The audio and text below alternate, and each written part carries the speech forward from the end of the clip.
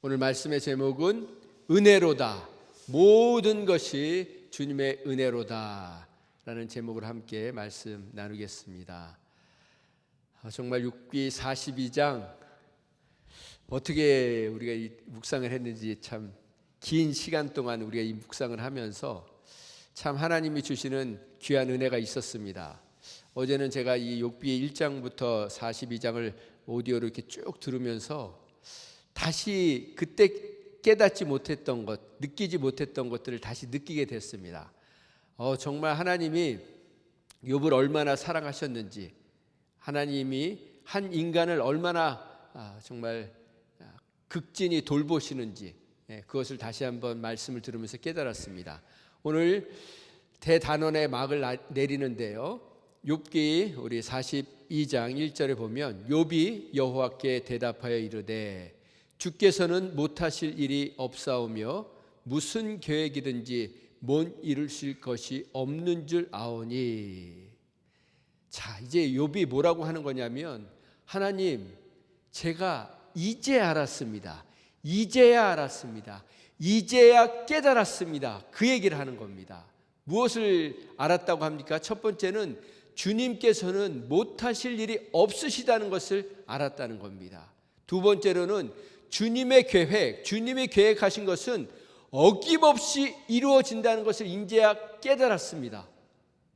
이제 확실히 알겠습니다. 전지전능하신 하나님, 무소불능하신 하나님을 제가 이제야 알겠습니다. 그런데 이 말이 참 여러분 어떻게 느껴지십니까? 그렇다면 욥이 그동안 알고 있었던 하나님은 어떤 하나님이었을까? 여기에 대한 퀘스천이 생기지 않습니까? 욥이 그동안 하나님을 전능하신 하나님이라고 몰랐다는 말 아닙니까? 하나님이 계획하신 것은 다 이루신다는 것을 몰랐다는 얘기도 되지 않습니까? 왜 이런 고백을 했냐면, 욥이 말한 것은 이런 것과도 같은 것입니다. 우리가 어떤 것을 경험해 보기 전까지는, 체험해 보기 전까지는 사실은 아무것도 모르는 것과도 같습니다. 지금 우리 요한 집사님이 지금 수술을 하셨잖아요. 그 전에 병원에서 막 이런 기록들 이렇게 어떻게 될 것이다, 어떻게 수술할 것이다, 수술에 어떤 증상이 일어날 것이다, 그리고 유튜브를 통해서 많은 사람들의 얘기를 통해서 그 얘기를 들으셨을 것입니다. 그리고 준비를 다 하셨겠죠. 그러나 막상 수술이 끝나고 나서 지금 겪고 있는 고통은 다른 고통이죠. 사람들이 얘기해 준 것과 내가 지금 겪고 있는 고통과 고난은 차원이 다른 것입니다. 지금 욥이 그런 마음으로 얘기를 하는 것입니다. 내가 그냥 전지전능하신 하나님, 무소불능하신 하나님에 대해서 늘 들어왔지만 이제는 내가 그 하나님을 직접 경험하고 있다고 고백하는 거죠. 그 하나님을 경험하고 나니까 욥이 비로소 자신이 얼마나 무지한 말을 했는지, 3절에 하나님, 제가 하나님을 경험하고 나니까, 제가 정말 체험하고 나보니까 얼마나 제가 무지한 말로 이치를 가리었는지, 깨닫지도 못한 말을 했고 스스로 알 수도 없는 것, 헤아릴 수도 없는 말을, 일들을 제가 말했습니다. 그렇게 고백하는 겁니다. 알지도 못하고 부질없는 말로 하나님의 뜻을 가린 자가 저였습니다. 무식한 말로 주님의 뜻을 흐린 자가 저였습니다. 제가 바로 그렇게 알지 못하는 말들을 이해하지도 헤아릴 수도 없는 신비를 영문도 모른 채 짓거렸습니다. 그렇게 지금 고백하는 겁니다.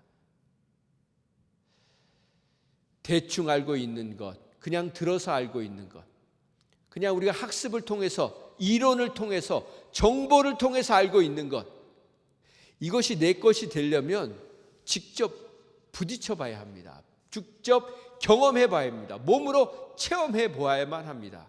그런데 우리가 몸으로 체험을 해도 다 알 수 없는 게 있습니다. 우리가 스스로 헤아릴 수 없는 일들이 이 세상에 너무 많다는 것입니다. 인간은 스스로 알 수 없는 것, 예를 들어서 우리가 천국을 얘기하지만 천국을 얼마나 알고 있습니까? 천국을 가봤습니까? 아니면 구원에 대해서, 믿음에 대해서, 영생에 대해서, 부활에 대해서 우리가 경험을 해보았습니까? 아니죠. 우리가 믿음으로 하나님의 말씀을 믿기 때문에 그런 것들을 받아들이는 거지, 우리는 부활을, 또 영생을, 천국을 제대로 알지 못하는 것입니다. 아니, 그런 것만이 아니라 우리가 그냥 더하기 빼기는 할 줄 알지만 미분 적분 기억나세요? 저는 더하기 빼기 곱하기 나누기 그 이상의 수학은 모릅니다. 배운 기억도 안 나고, 아니 세상의 지식도 우리가 다 모르는데 우리가 지금 어떤 시대에 살고 있습니까? 정보, 지식의 홍수의 시대에 살지 않고 있습니까? 건강에 대한 정보, 음식에 대한 정보, 유튜브만 틀면 다 나오지 않습니까? 뭐 골다공증에 뭐가 좋다, 눈이 나쁠 때 무슨 음식을 먹어라. 그런데 무공의 음식만 먹고 산 사람들이 일찍 죽는 사람이 있습니다. 어떤 사람은 나쁜 것만 골라서 먹는데 아직도 잘 사는 분들이 있고요. 우리가 한 100년 전만 돌아가 보면 이 땅의 음식들은 무슨 음식이었을까요? 다 무공의 음식이었어요. 다 올게닉이었다고요. 그때 무슨 농약이 개발이 되었습니까? 무슨 이렇게 지금 매연이 있었습니까? 100년 전만, 아니 한 50년 전만 해도, 제가 어렸을 때만 해도 여러분 수돗물 마음껏 먹지 않았습니까? 수도꼭지 들고 그냥 막 먹었잖아요. 정수기가 어디 있었어요? 개울가 가면은 그물 그냥 막 그물로 발도 닦고 머리도 감고 그물 마시기도 하고, 그래도 탈 하나 나지 않지 않았습니까? 그런데 지금은 얼마나 우리가 조심합니까? 그런데도 우리가 질병에 걸리지 않습니까? 그런데 하나님이 우리에게 뭐라고 말씀하십니까? 우리 마가복음 말씀 같이 읽어볼까요? 시작. 믿는 자들에게는 이런 표적이 따르니니 곧 그들이 내 이름으로 귀신을 쫓아내며 새 방언을 말하며 뱀을 집어 올리며 무슨 독을 마실지라도 해를 받지 아니하며 병든 사람에게 손을 얹은즉 나으리라 하시더라. 많은 걸 나눌 수 있지만 그냥 한 가지, 믿는 자들에겐 이런 표적이 따르는데 무슨 독을 마실지라도 해를 받지 아니하며. 이게 예수님이 2000년 전에, 그때는 무공, 완전히 그냥 그 시절에 해당되는 말씀일까요? 아니에요. 지금 이 시대에도 동일하게 역사하는 말씀인 줄 믿으시기 바랍니다. 그래서 우리가 무엇을 먹든지 감사함으로 먹으면 나머지는 하나님이 책임져 주십니다. 배탈이 나면 그것도 은혜인 줄 믿습니다. 한 번씩 우리 속에 있는 것들이 나오면 또 얼마나 감사합니까? 그런데 우리가 생각해야 될 것은, 정말 이 욥이 뭐라고 고백합니까? 하나님, 제가 정말 부질없는 말, 쓸데없는 말, 알지도 못하는 말을 고백하면서 살았습니다. 그런데 이렇게 자백하는 것이 축복입니다. 우린 날마다 주님 앞에서 우리의 부족함, 우리의 부질없는 말을 했던 것들을 고백하는 것, 이런 것들을 고백할 때 우리 마음 가운데 평안이 임하고 천국이 임하는 줄 믿습니다. 시인할 때, 고백할 때, 인정할 때 우리의 족쇄가 풀립니다. 저를 따라서 해보시오. 날마다 나의 죄를 인정하자, 고백하자, 시인하자. 이게 영성입니다. 아멘. 만약에 끝까지 욥이 자신의 의로움을 주장했다면, 끝까지 뻗팅겼다면, 고집을 부렸다면 어떻게 됐을까요? 욥기는 42장으로 안 끝났을 거예요. 계속 진행이 되었을 겁니다. 그리고 뭐예요? 욥의 고난도 끝나지 않았겠죠. 그러다 욥은 그냥 그렇게 비참하게 초라하게 죽었을 것입니다. 그러나 욥이 시인하고 인정하고 고백하고, 하나님 제가 잘못했습니다, 그렇게 고백했을 때 욥의 고난이 끝나게 되지 않습니까? 자, 우리 4절 말씀 같이 읽어볼까요? 시작. 내가 말하겠사오니 주는 들으시고 내가 주께 묻겠사오니 주여 내게 알게 하옵소서. 자, 여기서 중요한 건요, 우리는 돌려서 말하지 말아야 됩니다. 하나님 앞에 말씀드릴 때 직접 다이렉트로 우리 있는 것을 그대로 말해야 됩니다. 그런데 우리 욥기를 나중에 한번 다시 읽어보세요. 욥이 처음부터 하나님에 대해서 이렇게 돌려서 얘기하는 부분들이 있습니다. 하나님, 왜 제게 이런 일을 허락하셨어요? 저 힘들어요. 좀 이렇게 고백한 게 아니고 자기의 태어난 일들을 저주하기 시작합니다. 엉뚱한 다른 얘기들을 하죠. 하나님을 직접 대놓고 얘기를 못합니다. 그러다 나중에는 어떻게 되죠? 하나님을 직접 대놓고 원망을 하죠. 왜? 하나님이 거기까지 끌고 가시는 겁니다. 그래서 우리가 하나님한테 말할 땐요, 하나님, 내가 지금 말하겠사오니 좀 들어주세요. 주님께 묻겠사오니 내게 알게 해주세요. 이렇게 고백을 해야 되는 것입니다. 그런데 이 말씀이 두 가지 번역으로 되어 있습니다. 한 가지는 이런 식으로 번역이 되어 있고요. 또 하나는 어떻게 번역이 되어 있냐면, 주님께서 여기 우리 보면은 38장 3절의 말씀에 주석에 그렇게 되어 있죠. 38장 3절 말씀 보면은 너는 대장부처럼 허리를 묶고 내게 묻는 것을 대답할지니라. 이게 같은 내용을 두 개로 번역을 했어요. 다른 성경에는 한 절반의 성경은 이걸로 3절로 번역을 했어요. 그래서 주께서는 귀 기울여 들어라.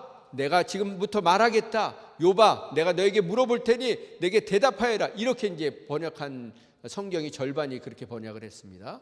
자, 그럼 여기 이런 말로 우리가 해석을 하면 우리가 하나님의 음성을 들으려면 어떻게 됩니까? 귀 기울여야 합니다. 귀 기울여야 합니다. 처음부터 주님의 음성이 들리지 않습니다.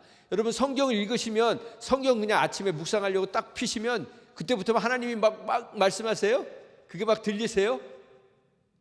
막 피자마자 들릴 때도 있어요. 그런데요, 그때는 진짜 급할 때고요. 보통은 그렇게 처음부터 들리지 않습니다. 하나님의 그 타이밍이 임할 때가 있어요. 카이로스의 시간이 임할 때가 있습니다. 그때까지 우리는 말씀 앞에 머물러야 되는 거죠. 그런데 우리가 하루 종일 말씀 묵상만 하고 있을 수가 없잖아요. 그럼 어떻게 합니까? 그럼 그냥 하나님 말씀하실 때까지 뭐 9시고 10시고 11시고 12시고 계속 묵상만 합니까? 아니죠. 묵상하다가 내게 하나님이 들려주는 게 말씀을 하시는데 못 듣는다. 그때는 어떻게 됩니까? 하나님 감사합니다. 그리고 뭐 해야 됩니까? 열심히 사는 거예요. 하루를.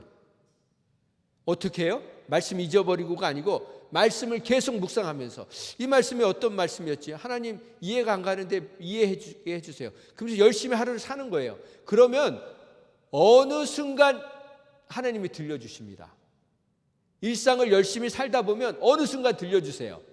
깨닫게 해주세요. 그런데 우리가 하나님의 말씀을 잊어버리고 오늘은 하나님이 들려주시는 음성이 없네 하고 까마득히 잊어버리잖아요. 그럼 하나님도 응답을 안 하세요. 그리고 또 게으른 자에게는 하나님도 게으르게 역사하십니다. 그냥 하나님의 말씀을 기대를 안 하고 그냥 게으르게 사는 사람에게는 하나님도 게으르게 역사하신다고요. 나중에 역사하신다는 거죠. 그래서 우리 로마서 우리 12장 11절 말씀 같이 읽어볼까요? 자막을 보면서 시작. 부지런하여 게으르지 말고 열심을 품고 주를 섬기라. 부지런하라. 게으르지 말고 부지런히 열심히 일하라는 것입니다. 그리고 열렬한 마음으로 열정을 가지고 주님을 섬기라는 것입니다. 몸을 부지런히 움직이라는 것입니다. 나태하여 있지 말라는 것입니다. 그러면 하나님께서 하나님의 타이밍에 들려주신다는 것입니다.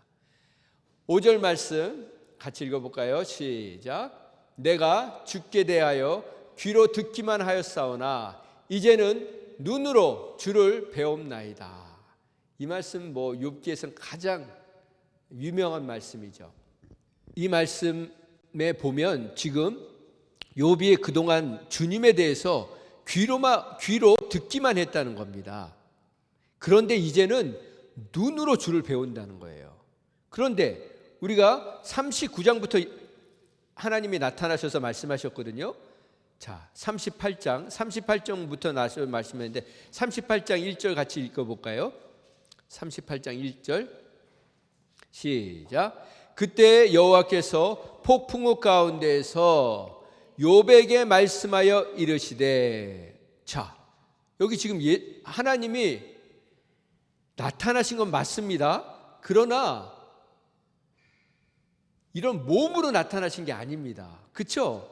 그냥 폭풍우 가운데서 욥에게 말씀하시되, 그냥 보이스로 말씀하신 거예요. 눈으로 보게 말씀하신 게 아니라고요. 그러면 지금 5절에 보면 이제는 내가 주님을 눈으로 뵙습니다. 이건 말이 안 되잖아요. 눈으로 본 게 아니거든요. 그렇다면 욥이 말하고 싶어하는 내가 지금 눈으로 직접 보고 있습니다라는 것은 다른 의미인 것이죠. 우리가 그걸 좀 생각해 보려고 합니다. 자, 우리가 하나님을 제대로 만나면 비포와 애프터가 확연히 다릅니다. 같을 수가 없습니다. 제가 예를 들어 드리겠습니다. 우리가 배우자만 만나도 우리 인생이 비포와 애프터가 송두리째 바뀌지 않습니까? 완전히 틀려지죠? 완전히 틀려지는 거예요. 우리가 하나님을 제대로 만나면 비포와 애프터는요, 완전히 틀려지는 겁니다. 지금 욥은 늘 귀동냥으로만 하나님에 대해서 들은 거예요. 그런데도 귀동냥으로 들은 하나님을 그렇게 경외하면서 섬겼습니다. 그런데 욥기서를 나중에 다시 한번 쭉 묵상을 해보세요. 욥이 하나님에 대한 두려움으로 가득 차 있는 것을 보게 됩니다. 그게 언제 나타나는지 아세요? 이 고통이 가면 갈수록. 그래서 정말 욥이 나중에 하나님에게 말하는 것이 정말 이 도끼 어리서린 그런 얘기들을 하는 것을 봅니다. 하나님을 만났는데 비포와 애프터가 여전히 똑같다. 이건 하나님을 못 만났다는 명백한 증거가 되는 겁니다. 물론 하나님을 알죠, 우리가. 욥처럼 아는 거예요. 욥 수준으로 아는 거예요. 그래서 우리 열심히 섬기고 신앙생활하고 하지 않았습니까? 그러나 내가 정말 하나님을 제대로 만나면 욥과 같은 고백을 하게 되는 거죠. 그때부터 나중에 우리가 살펴보겠지만 욥이 하나님이 회복시켜주고 나서 140년을 더 삽니다. 그동안 살아왔던 거에 플러스로 140년을 더 사는 거예요. 그 140년 동안 욥이 어떻게 살았을까요? 이 욥기에서는 하나님이 욥이 의인 중에 의인이라고 자랑을 하셨습니다. 그러면 이 140년은 어떻게 살았을까요? 이거하고 비교가 됐을까요? 이거하고는 비교도 안 됐을 거예요. 정말 멋진 삶, 정말 하나님을 경외하고 하나님을 사랑하고 다른 사람들에게 더 지극정성으로 섬겼을 거라고요. 그런데 욥기서에는 그걸 기록하지 않습니다. 왜 그럴까요? 욥에겐 더 이상 자기가 자랑할 의의가 없는 것입니다. 정말 하나님을 제대로 만난 사람에겐 자랑할 거라고는 요만큼도 없는 거예요. 요만큼이라도 있다면 그것마저도 하나님의 은혜 없이는 자격 박탈, 자격 미달인 걸 아는 거죠. 자, 우리가 그런데 왜 욥이 이렇게 망가졌습니까? 듣긴 들었는데 복음과 함께 잘못된 소식도 들은 거예요. 잘못된 정보, 하나님에 대한 잘못된 정보, 잘못된 지식을 들었던 것이죠. 우리 호세아서 우리 4장 6절 같이 읽어볼까요? 시작. 내 백성이 지식이 없으므로 망하는도다. 내가 지식을 버렸으니 나도 너를 버려 내 제사장이 되지 못하게 할 것이요, 내가 내 하나님의 율법을 잊었으니 나도 내 자녀들을 잊어버리라. 여기서 내 백성이 지식이 없다는 말은 무슨 얘기냐면요, 다른 번역은 이렇게 돼 있어요. 내 백성이 나를 알지 못해서. 지식이 없다는 게 세상 지식이 아니고 나에 대한 지식, 하나님에 대한 지식이 없기 때문에 망한다는 것입니다. 이게 공동 번역인데요, 제사장들을 사제라고 하잖아요.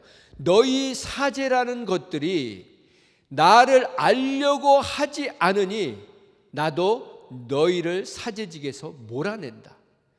이 하나님의 가르침을 마음에 두지 않으니 나도 너희 자녀들을 마음에 두지 않으리라. 호되게 지금 책망하고 계시는 것입니다. 사제들, 제사장들 뿐만 아니라 이스라엘 백성들에게 하나님이 책망하고 계시는 것입니다. 저는 이 말씀을 보면서 그런 생각이 떠올랐습니다. 여러분, 왜 우리 자녀들이 고생하는지 아세요? 왜 우리 자녀들이 방황하는지 아세요? 왜 우리의 자녀들이 반항하고 탈선하는지 아세요? 부모된 우리가 하나님의 가르침, 하나님의 말씀을 마음에 두고 있지 않기 때문입니다.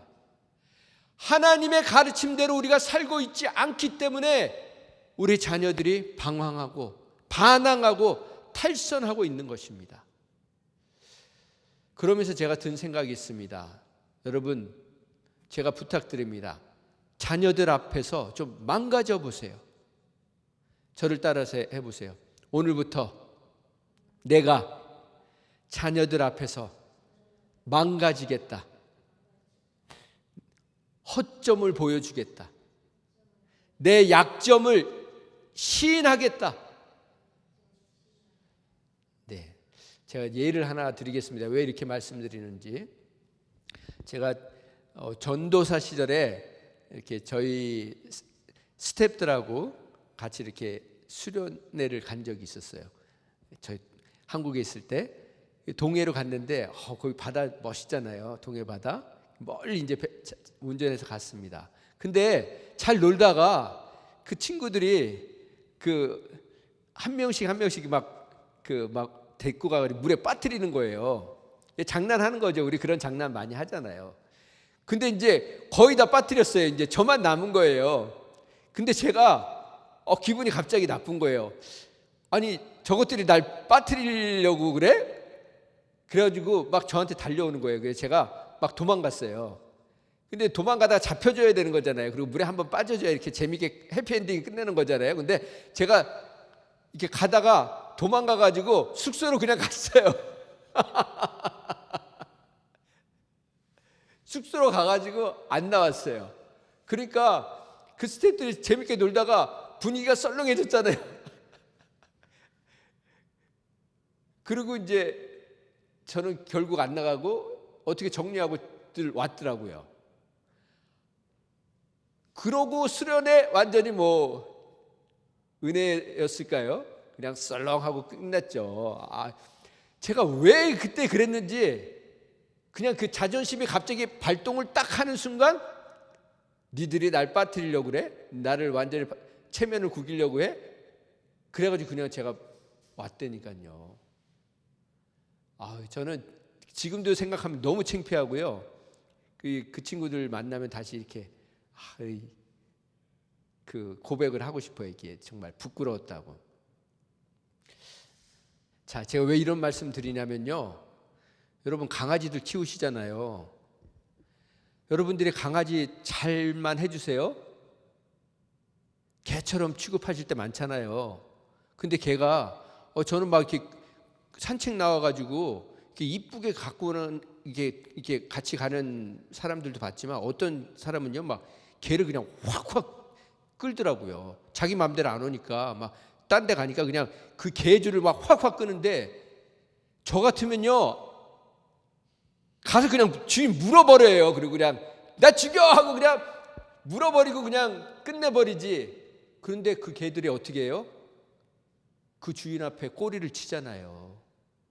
나갔다 오면은 막 좋아하고 막 뒹구르고 막 별짓을 다 하잖아요. 다비다 집사님, 우리 따님들에게 강아지를 본받아서 우리 따님들이 오시면 개처럼 하세요. 그게 하나님이 기뻐하시는 겁니다. 우리 자녀들과 동반자와 동행자가 되어주세요. 인생에. 그게 바로 하나님이 우리에게 보여주신 인간의 모습으로 오신 예수님의 모습입니다. 자, 욥이 그런 고백을 했죠. 내가 직접 이제는 하나님을 배우게 되었습니다. 이 말은 우리가 날마다 하나님을 대면하는 시간이 어떤 시간입니까? 말씀과 기도의 시간이죠. 그 시간을 통해서 하나님이 우리에게 직접 대면해 주십니다. 그래서 정말 우리는 그 시간을 소중하게 여겨야 합니다. 6절 말씀입니다. 같이 읽어볼까요? 시작. 그러므로 내가 스스로 거두어드리고 티끌과 재 가운데서 회개하나이다. 그러므로 제 말이 잘못되었음을 깨닫고 제가 얘기한 모든 것을 부끄럽게 여기며 저의 모든 주장을 거두어드리고 티끌과 재를 뒤집어 쓰고 회개합니다. 하나님이 인정합니다. 제가 잘못했습니다. 욥이 어떤 사람입니까? 정말 대단한 사람이죠. 정말 욥이 행한 걸 보면 우리는 발뒤꿈치도 못 쫓아가는 거예요. 나그네를 위해서 문을 열어두었다? 우리는 근처만 와도 막 싫어하잖아요. 홈레스들이 근처만 와도. 그런데 욥이, 자, 우리가 생각을 해봐야 됩니다. 욥이 의로운 중에는 뭡니까? 탑 아닙니까? 거기에다가 지금 우리가 이제 욥을 어떻게 그동안 해석을 했습니까? 인내의 사람, 의로운 사람뿐만 아니라 인내까지 최고. 결국은 그래서 하나님이 더블로 복을 주셨다. 그렇게 우리가 말씀을 생각을 했잖아요. 그러면 보세요. 욥은 의에서도 탑입니다. 거기다가 인내에서도 탑이에요. 그러면 뭐예요? 그러면 이제 욥은 하나님이 되는 거예요. 그런데 만약에 정말 욥이 의로움에서도 탑이고 인내에서도 탑이었다면 여기서 왜 회개를 합니까? 지금 욥이 그토록 찾았던 하나님이 나타나셨잖아요. 그러면 이제는 세계의 승부를 벌여야 될 때가 오지 않았습니까? 하나님과 의로도 한번 단판을 지어보고 인내로도 한번 단판을 지어볼 때가 온 거 아닙니까? 그런데 지금 욥은 회개했다고 나오는 것이죠. 결국 욥의 의도, 인내도 아무것도 아닌 것을 우리는 알 수 있습니다. 그러면서 제가 묵상하면서 이렇게 생각이 떠오른 게 있습니다. 우리 인간의 인내, 그 중에 하나가 이 목회자의 인내입니다. 목회자의 인내. 저는 막 수천 명, 수만 명, 막 수십만 명 이렇게 목회하시는 목사님들 계시잖아요. 그런 분은 일단 제쳐두고 저하고는 한참 먼 분들이니까 그냥 수백 명 목회하시는 분만 생각해도 자신이 없어요.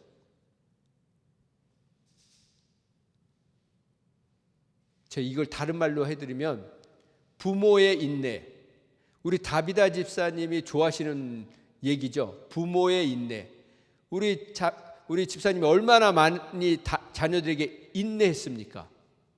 그런데 어떤 부모님들은 단 한 명의 자녀가 한 명인데도 그 인내의 한계를 호소하는 분들이 있잖아요. 난 한 명도 제대로 못 기르겠던데. 그러면서 우리는 우리가 낳은 자식 한 명도 인내할 줄 모르는데, 품을 줄 모르는, 욥기에서 나오는 누구하고도 같습니까? 한 명도 품지 못하고 인내할 줄 모르는 존재가 욥기에 나왔어요. 최근에 타조입니다. 타조. 타조는 자기 새끼도 품지를 못하잖아요. 우리가 바로 그런 타조 같은 존재들입니다. 타조가 잘하는 건 있어요. 남의 알 품는 거예요. 남의 자식, 남의 배우자, 그건 잘나 보이는 거예요. 멋있어 보이는 거예요. 우리가 타조 같은 인생 안 살기를 원합니다. 제가 야고보서 우리 5장 말씀을 찾아보기 원하는데요. 야고보서 5장 11절 말씀, 376페이지 같이 읽어볼까요? 시작. 보라, 인내하는 자를 우리가 복되다 하나니 너희가 욥의 인내를 들었고 주께서 주신 결말을 보았거니와 주는 가장 자비하시고 긍휼히 여기시는 이시니라. 우리가 이 말씀을 잘 깨달아야 합니다. 여기 보면 보라, 인내하는 자가 복된 자인데 그 인내하는 자의 가장 탑이 누구냐? 욥 아니냐? 그러면서 주께서 주신 결말을 보았거니와, 여기가 이제 이게 오해하기 시작하는 거예요. 욥이 인내했기 때문에 주님이 주신 결말이 뭡니까? 더블의 축복을 받은 거 아니에요. 그리고 나서 주는 가장 자비하시고 긍휼히 여기시는 이시니라. 이걸 잘 읽어야 합니다. 이 중요한 건요, 욥의 인내가 아니고요, 하나님은 가장 자비하시고 긍휼히 여기시느니라. 이게 중요한 말씀인 겁니다. 왜 그런지 제가 설명을 드릴게요. 우리 7절부터 읽겠습니다. 이게 7절부터 나와가지고 결국은 11절까지 가는 거예요. 한 단락이잖아요. 그렇죠? 7절부터 11절이 한 단락이잖아요. 7절 같이 읽어볼까요? 시작. 그러면 형제들아, 주께서 강림하시기까지 길이 참으라. 보라, 농부가 땅에서 나는 귀한 열매를 바라보고 길이 참아 이른 비와 늦은 비를 기다리나니 너희도 길이 참고 마음을 굳건하게 하라. 주의 강림이 가까우시니라. 아멘.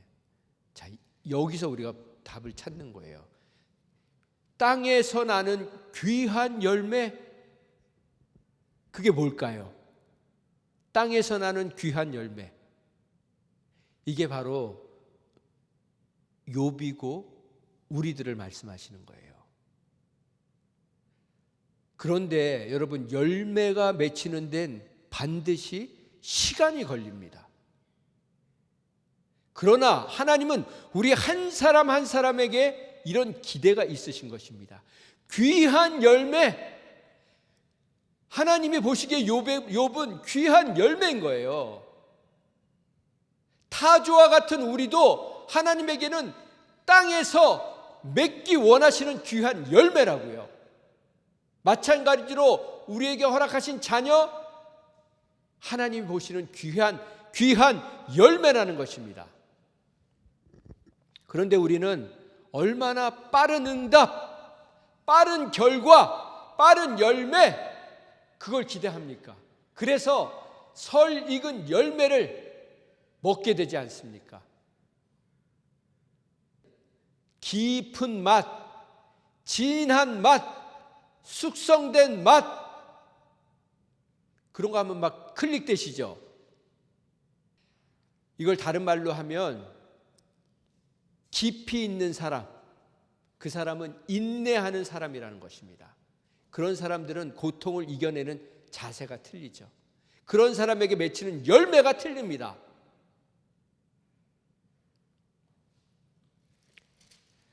자, 욥은 비록 원망하고 대들고 하나님을 정죄까지 했지만 하나님은 나중에 말씀 우리가 말씀 보면 욥을 기쁘시게 받으셨다고 하죠.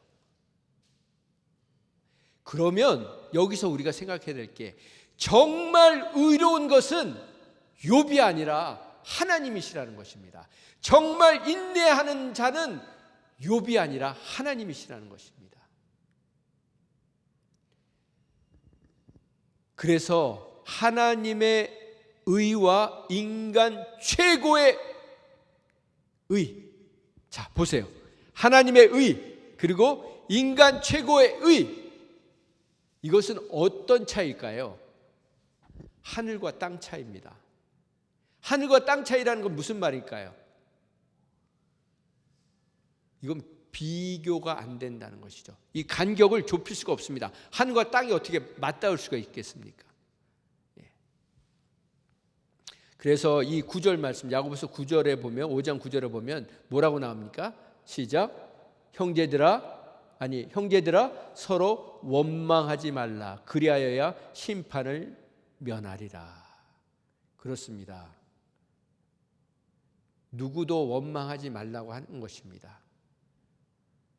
원망할 일이 생기거든 내 탓입니다. 자녀에게 원망할 일이 생기면 하나님 제 잘못입니다. 배우자에게 어떤 문제가 생기면 하나님 제 잘못입니다. 그렇게 말할 수 있는 저와 여러분 되기를 소망합니다. 그런데 욥기에 보면 욥이 하나님을 원망 많이 하잖아요. 그러면 여러분과 저라면 하나님을 원망했겠습니까? 원망하지 않았겠습니까? 욥이요, 발바닥부터 정수리까지라고 했어요. 정수리면 여기거든요. 여기부터 발가락이 아니고 발바닥까지라고 했어요. 여기서부터 여기까지 그냥 악창이 났다는 거예요. 그리고 얼마만큼 시간이 지났는지는 모릅니다. 그런데 한 구절에는 몇 달이 지난 후 그렇게 나와요. 그러니까 최소한 몇 달 동안 그렇게 산 거예요.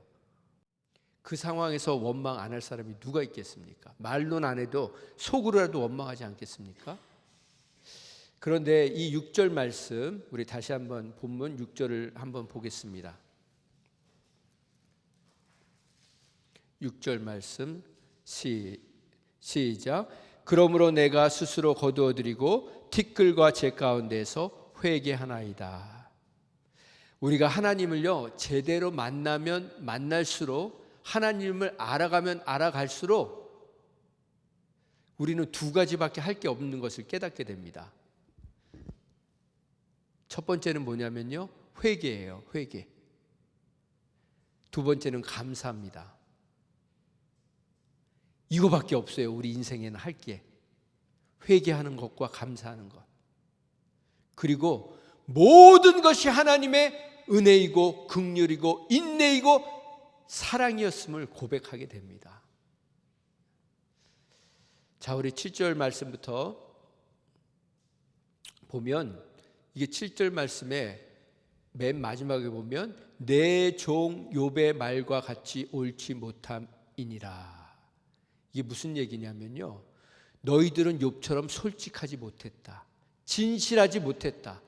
내 앞에서 정직하지도 않았다. 진실을 말하지 않았다. 그런 말씀인 거예요. 그러면 욥이 옳았다는 것입니까? 아니죠. 8절 말씀에 그래서 너희들은 번제물을 가져가서 욥에게 가져가서 기도하라는 것입니다. 그리고 욥이 8절에 보면 내가 그를 기쁘게 받으리니, 욥이 너희를 위해서 기도하면 내가 너희를 기쁘게 받으니, 그를 기쁘게 받으리니, 이게 무슨 얘기냐면 다른 번역엔 다 이렇게 번역을 안 해 있고 내가 욥의 기도를 들어줄 것이다, 그렇게 말씀하고 계세요. 그러니까 여러분 9절에도 보면 가서 이 친구가 이제 여호와께서 명령하신 대로 행하지 않습니까? 그러니까 여호와께서 욥을 기쁘게 받으셨다, 그렇게 돼 있지 않습니까? 이것도 다른 번역에는 욥의 기도를 들어주셨다라고 이렇게 번역을 해 있습니다. 결국은 뭡니까? 하나님이 우리의 기도를 들으신다는 것은 우리를 기쁘게 받아주신다는 것이죠. 욥 덕분에 이 친구들도 하나님 앞에 혼은 났지만 하나님의 음성을 듣는 영광을, 특권을 누리게 됐죠. 얼마나 감사합니까? 그런데 왜 하나님은 욥의 기도를 통해서 너희들을 용서하겠냐? 왜 그렇게 말씀하셨을까요? 10절에 보면 욥이 그의 친구를 위하여 기도할 때 여호와께서 욥에게 복을 주십니다. 자, 그런데 우리가 좀 생각을 해봐야 될게요. 욥이 이 친구들 위해서 기도하고 싶었을까요? 그것도 그냥 기도도 아니고 용서해달라는 기도를 하고 싶었을까요? 욥이 막 친구들한테 막 맞받아친 말 보면요, 야, 니들은 완전히 그냥 박살을 냈거든요, 말로. 지금 얼마나 관계가 소원해졌겠어요. 가장 상처를 많이 준 사람들인데 우리 누구한테 상처를 제일 많이 받습니까? 제일 가까운 사람 아니에요. 가장 가까운 친구들, 그 친구들한테 그 많은 상처를 받았는데 하나님이 그들을 위해서 기도하라는 겁니다. 이게 바로 하나님이 우리를 치유하시는 방법입니다. 우리에게 상처 준 사람들을 용서할 때 하나님이 우리를 치유하시면서 우리에게 복을 부어주시는 분이신 것입니다. 그래서 우리는 마태복음 6장 12절 말씀에 우리가 우리에게 죄 지은 자를 사해 준 것 같이, 우리 같이 읽어볼까요? 시작. 우리가 우리에게 죄 지은 자를 사해 준 것 같이 우리의 죄를 사해 주옵시고.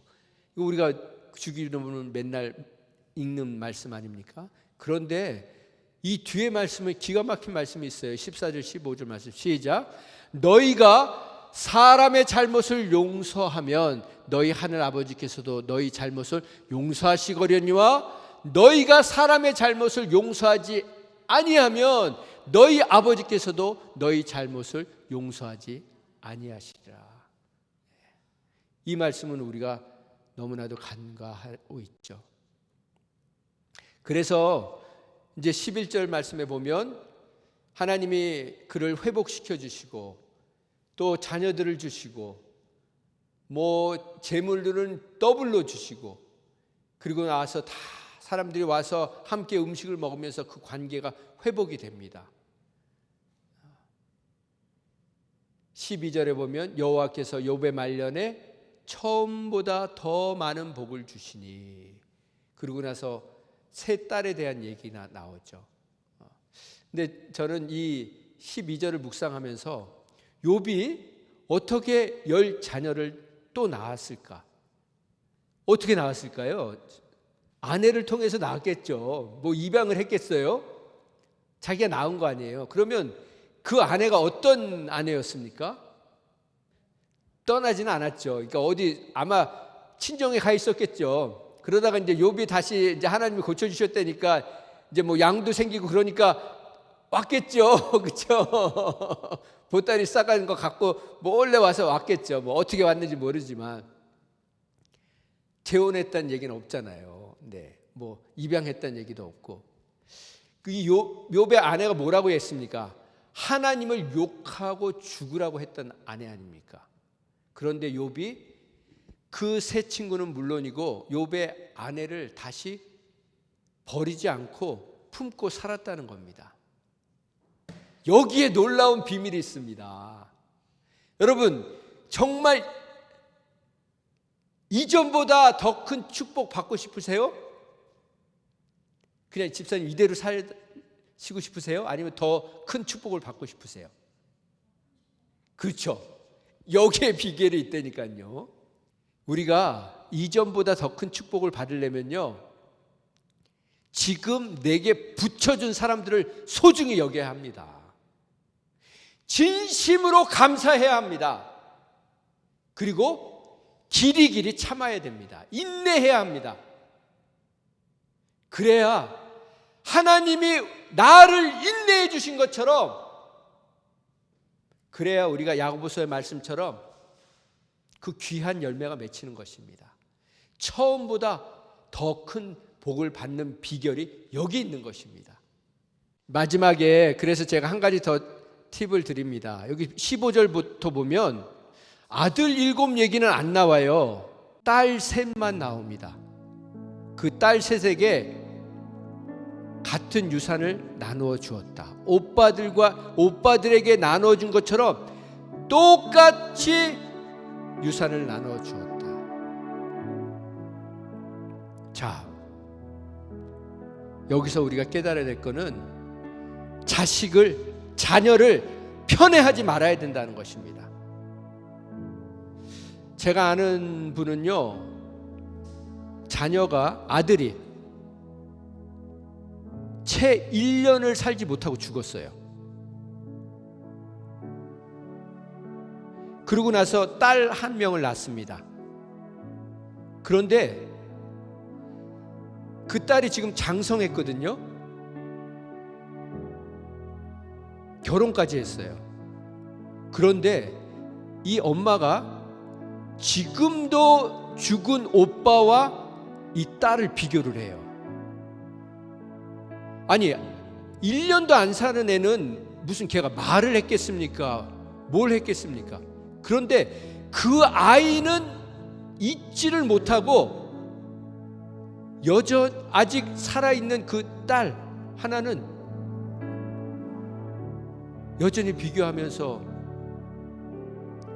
그러니 이 딸이 얼마만큼 그 질투와 시기와 미움과 증오가 있겠습니까? 엄마에게 또 그 죽은 오빠에게.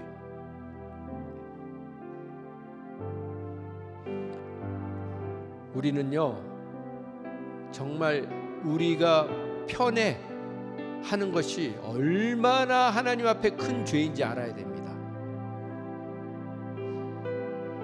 물론 우리는 인간이기 때문에 편애를 합니다. 그러나 그것이 얼마나 심각한 결과를 초래하고 있는지 야곱과 에서를 보세요. 비록 하나님이 그를 12지파의 이스라엘이라는 이름도 지어주셨지만 엄마의 입장, 그 리브가 얼마나 똑똑한 여자였습니까? 얼마나 지혜로운 여자였습니까? 그런데 이 똑똑하다는 여인의 편애 때문에 자식들이 남남으로 살아갔잖아요. 나중에 뭐 화해하는 것 같았지만 그 순간 잠깐 만나고 죽을 때까지 안 맞습니다. 그냥 남남으로 살았어요. 16절 말씀에 욥이 140년을 살며 아들과 손자 4대를 보았고 욥이 늙어 나이가 차서 죽었더라. 욥이 140년을 더 살면서 자손을 4대까지 보았다. 나이가 많이 든 그는 천수를 누리고 살다가 죽었다. 이 마지막에 140년을 어떻게 살았을까? 더 이상 의로운 욥에 대한 이야기는 나오지 않습니다.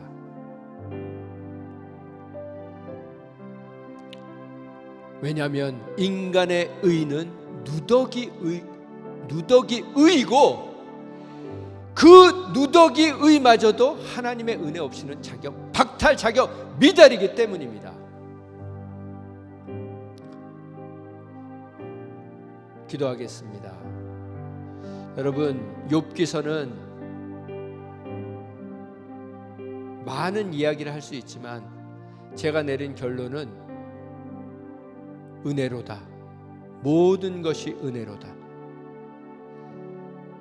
욥기서는 욥이라는 한 사람을 인내해 주시고 끝까지 품어주신 의로우신 하나님, 인내하시는 하나님에 대한 이야기입니다. 여러분은 욥기를 통해서 무엇을 배우셨습니까? 여러분은 욥이셨습니까? 아니면 새 친구였습니까? 아니면 엘리후였습니까? 여러분은 평소 고난을 당하는 사람들에게 어떤 태도로, 어떤 말투로 대하십니까? 한국이 이 팬데믹 기간 동안 코로나 바이러스로 죽은 사람보다 자살로 죽은 사람들이 더 많다는 것입니다. 그 사람들에게 인생이 선물이라는 것을 알려준 사람이 있다면, 고통이 선물이라는 것을, 고난이, 고독이 선물이라는 것을 삶으로 보여준 사람들이 있었다면 그 많은 사람들이 그렇게 자살로 생을 마감하지는 않았을 것입니다.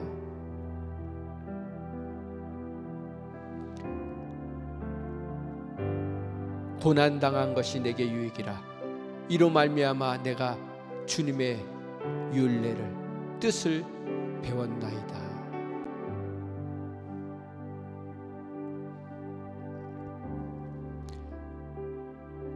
그렇습니다. 하나님, 오늘도 우리를 인내해 주시고 오래 참아주신 아버지 하나님을 찬양합니다.